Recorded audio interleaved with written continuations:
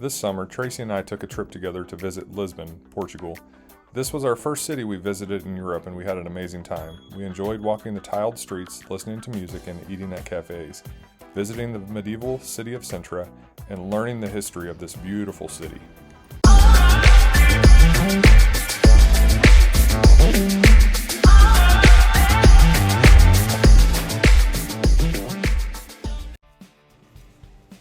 After taking an overnight flight, we were exhausted when we arrived. We only had 4 full days, so we powered through to make the most of it. We enjoyed a wonderful breakfast where we tried our first of many pastel de nata, then went to check out the Carmo convent. The ruined Carmo convent is one of Lisbon's most hauntingly beautiful sights. It was its greatest medieval building, built in the late 1300s, but now it stands as a reminder of the devastating earthquake of 1755 that destroyed most of the city. During the earthquake, its roof collapsed on the congregation as it was attending Mass on that All Saints' Day, and was never rebuilt, but the Gothic arches still stand today.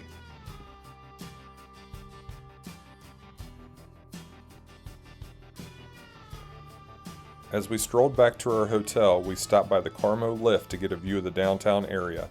Built in 1901, the Carmo lift is the only remaining vertical lift in the city, and is now a major tourist attraction. Plan on waiting in a long line if you want to ride the lift. However, you can walk up to the viewing deck for free, but you do have to walk up and around a few streets to get there. We then visited Eduardo VII Park and took a nice walk back down to our hotel. We got a nice dinner before heading to bed early.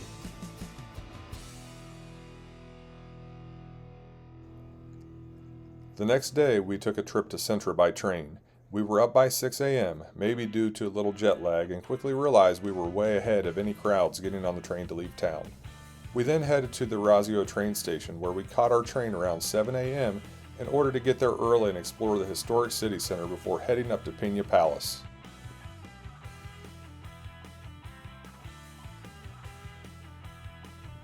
As we got into the historic center, we quickly realized that nothing was open at 7:45 in the morning.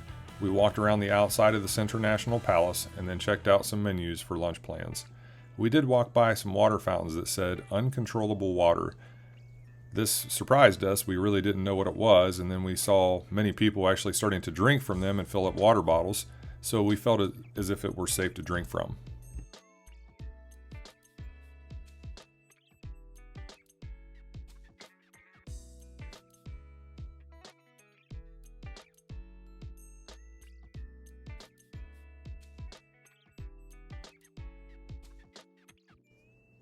We took a tuk-tuk ride to the top of the mountain. However, they didn't arrive until 8:30 at the historic center, so we didn't get up to Pina Palace early enough to beat the lines. It was quite a wait to get into the palace, but it was well worth it. We met many different people from all over the world while online. The views of the countryside weren't that great as it was very foggy that morning. However, the palace itself is fascinating with such an amazing array of colorful facades that was once home to the Portuguese royal family. The palace is a UNESCO World Heritage Site and one of the 7 wonders of Portugal.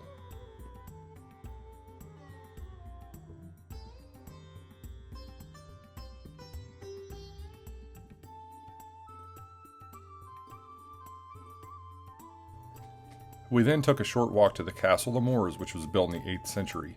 It transitioned ownerships over the years through multiple religious wars. It is classified as a national monument, part of the Central Cultural Landscape, and a UNESCO World Heritage Site. The castle is a contorted planned military outpost that follows a 450-meter perimeter on top of a mountainous cliff. It consists of a double line of military walls that meanders over the granite terrain of the promontory. Its place on the hilltop, surrounded by and including the natural and exotic vegetation, accentuates the romantic character of the place. It was very cloudy when we were there, which made the entire castle look mysterious, and you couldn't see how high up on the mountain we were. We then took a long hike down to the historic city center for a nice, relaxing lunch. Something different that we did this trip was we noticed how different a lot of the doors were. They were designed differently, painted differently, shaped differently. It was just really interesting to take pictures of a bunch of different doors. Kind of quirky, but we enjoyed it and had fun with it. We were then able to find our first Ginginha stop. When you walk down the streets in many areas of Lisbon, especially Alfama, you will find people selling this famous cherry liquor right out of their windows to people just passing by.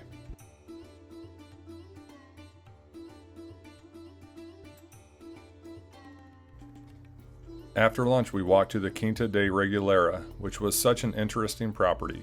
The property consists of a romantic palace and chapel, and a luxurious park that features lakes, grottos, wells, benches, fountains, and a vast array of exquisite constructions. There were many enigmatic buildings that allegedly held symbols related to alchemy, masonry, the Knights Templar, and the Rosicrucians. The architecture design evoked Roman, Gothic, Renaissance, and Manueline styles. The construction of the current estate commenced in 1904, and much of it was completed by 1910. The most unique feature was the initiation well, which is a large spiral staircase heading down to a series of tunnels and grottos. The palace is also known as the Palace of Montero the Millionaire, which is based on the nickname of its best-known former owner, Antonio Augusto Carvalho Montero.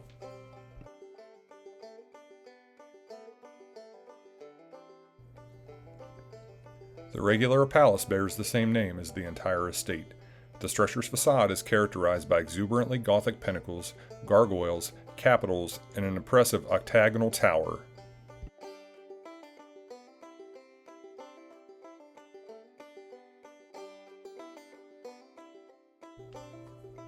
The next day, we headed out to the town of Belem. We first enjoyed a pastel de Belem, which, although similar to pastel de nata, are not the same.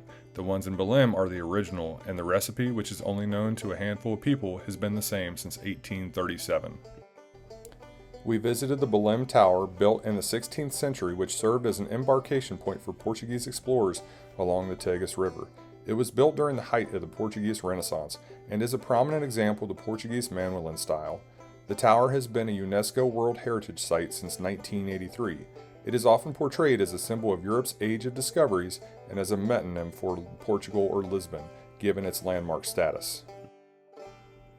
We were also able to visit the Monument of the Discoveries, which is a monument on the northern bank of the Tagus River. Located along the river where ships departed to explore and trade with India and the Orient, the monument celebrates the Portuguese age of discovery during the 15th and 16th centuries. Next, we visited the Jerónimos Monastery, which is one of the most prominent examples of the late Portuguese Gothic Manueline style of architecture in Lisbon. It was built in the early 1500s near the launch point of Vasco da Gama's first journey. 500 years ago, Portugal was one of the most powerful countries on the planet. The church and other historic monuments here in Belem stand as a symbol of the past glory days of Portugal. In 1983, the Jerónimos Monastery was classified as a UNESCO World Heritage Site. We then headed to Time Out Market, which is a food hall located near the Costa Sodro train station. There were so many delicious food options, but we were full from a big breakfast that we had had that morning, so we ate really light that afternoon and missed the restaurants at the market. This is a definite stop if you want to hang out at a more modern style location in Lisbon. After lunch, we headed to a beach just a short drive south of Lisbon called Praia de Bela Vista. The beach was really beautiful, pretty easy to drive to get there, and not crowded at all. We enjoyed relaxing in the sunshine for a few hours before heading back for another relaxing evening of dinner, sangria, gelato, and wandering the historic streets of Lisbon.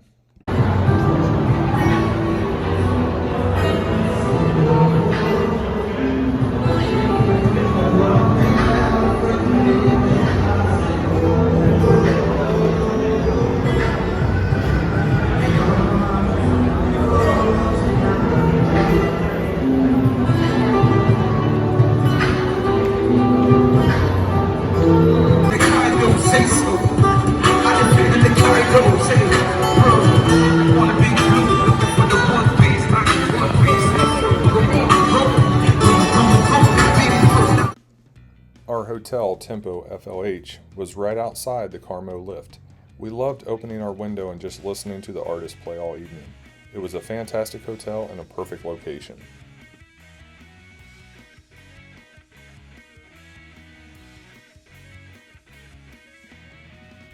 On our last full day, we spent the day exploring more of Lisbon.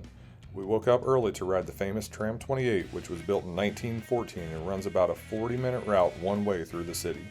We rode all the way to the end and back again, getting to see a lot of the city. By the time we got off, it was very crowded. Next up, we headed to the St. George Castle, which was built on the tallest point in the city during the 8th century. We enjoyed walking the walls of the castle and seeing the amazing views of the city. While the castle was built in the 8th century, many of the first fortifications date back to the 1st century BC.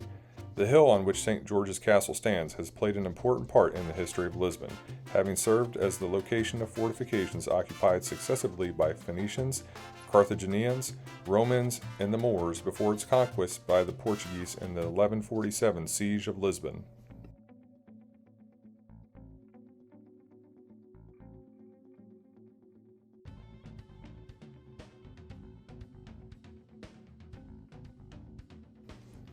For the remainder of the afternoon, we wandered the beautiful small alleyways in the Alfama district and looked for women selling jinja out of their windows.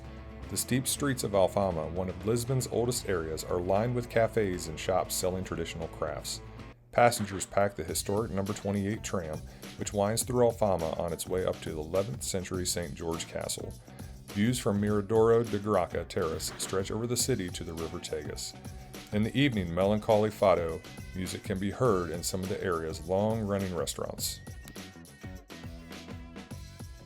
We then stopped at the Lisbon Cathedral and St. Anthony's Church. Built in 1147, Lisbon Cathedral is the oldest church in the city. The cathedral has survived many earthquakes and has been modified, renovated, and restored several times. It is nowadays a mix of different architectural styles. It has been classified as a national monument since 1910.